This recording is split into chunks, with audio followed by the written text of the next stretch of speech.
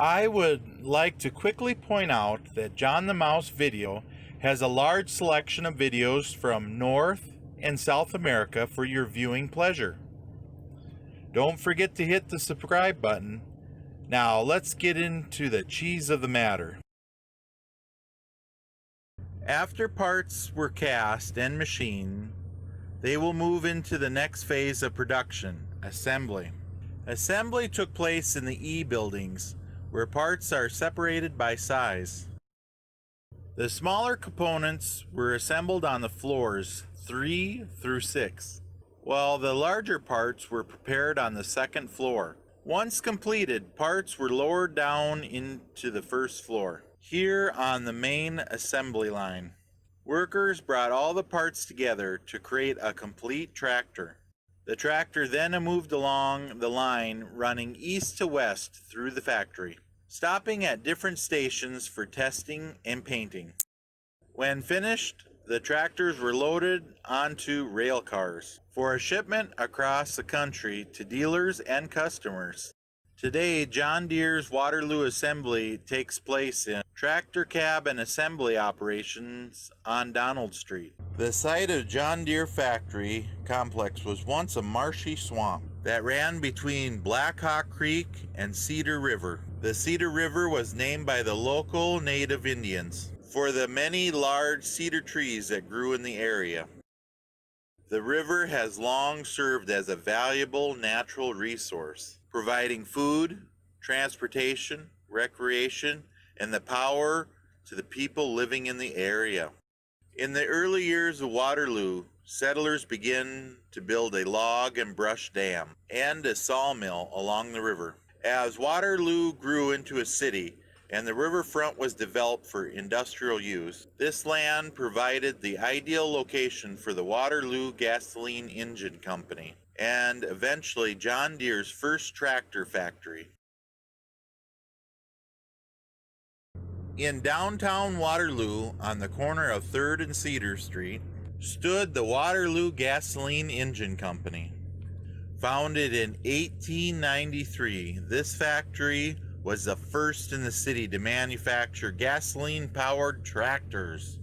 In the early 20th century, the business was growing at a steady rate. At the same time, prominent businessmen were developing industrial parks around Black Hawk Creek, and the Waterloo Gasoline Engine Company decided to expand into one of their new developments. In 1910, they constructed Building B, one of the first facilities in the Red Cedar addition, and began using the building as a foundry.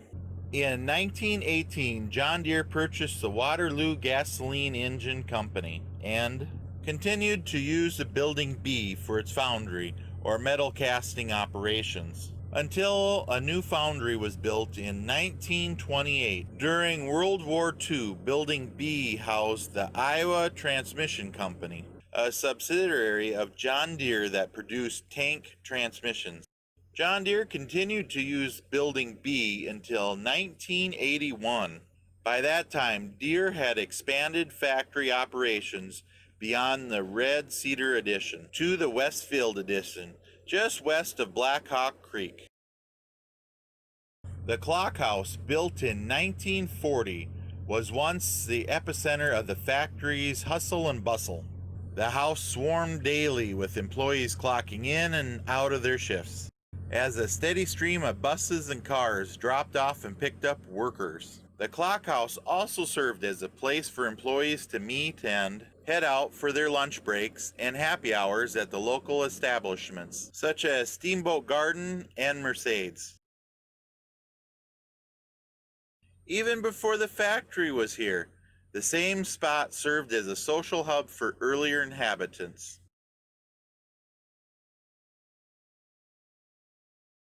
Back in the 1700s, the Iowa and the Muskogee Indians who lived there would gather around an iconic oak tree for their council meetings and social gatherings. In later years, the oak tree became a popular place for early settlers to have a picnic along the river, foreshadowing the same excitement and activity that would later surround the clock house.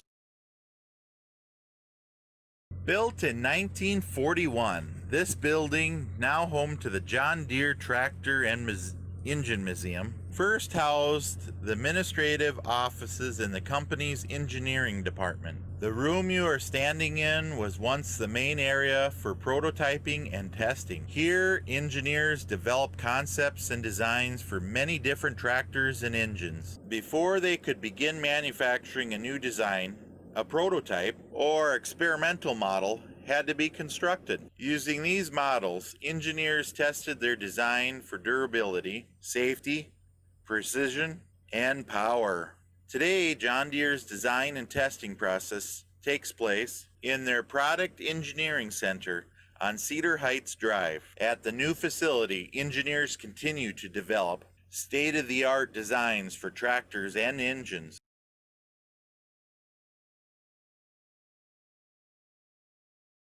Key to John Deere's business was its metal casting operation. In the 1950s and 60s, this operation was referred to as the M Foundry. The M Foundry was made up of multiple buildings on site. The first was constructed in 1928.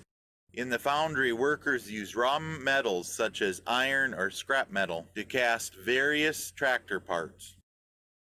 In the 1960s, John Deere's foundry was one of the largest gray iron producing facilities in the world. Each day, it produced nearly 1,000 tons of molten metal. In the early 1970s, foundry operations were moved to their present location, further west on Westfield Avenue.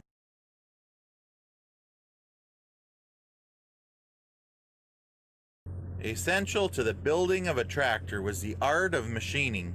This process came after the foundry phase and ensured that each part was complete before moving on to assembly. During this process, machinists precisely milled, drilled, ground, and cut parts to exact specifications. During the Waterloo Gasoline Engine Company era, machining took place in buildings C and D. Once John Deere acquired the business and the production increased, machining operations were expanded to buildings K and S as well. For many years, the machine shop in Building C was easily recognized by its distinctive sawtooth roof. As operations grew, 5 additional floors were added, which became known as Building C2. Today, machining operations continue at multiple John Deere sites. In March of 1961, a major flood hit the city of Waterloo, nearly destroying the Westfield addition. With the aid of federal funding, the city began rebuilding the devastated community, strengthening flood control systems and investing in urban redevelopment. At the same time, John Deere was busy meeting the high demand for its popular new generation tractors and quickly outgrowing its limited factory space. Seeking to turn devastation into opportunity, John Deere expanded into severely damaged Westfield addition.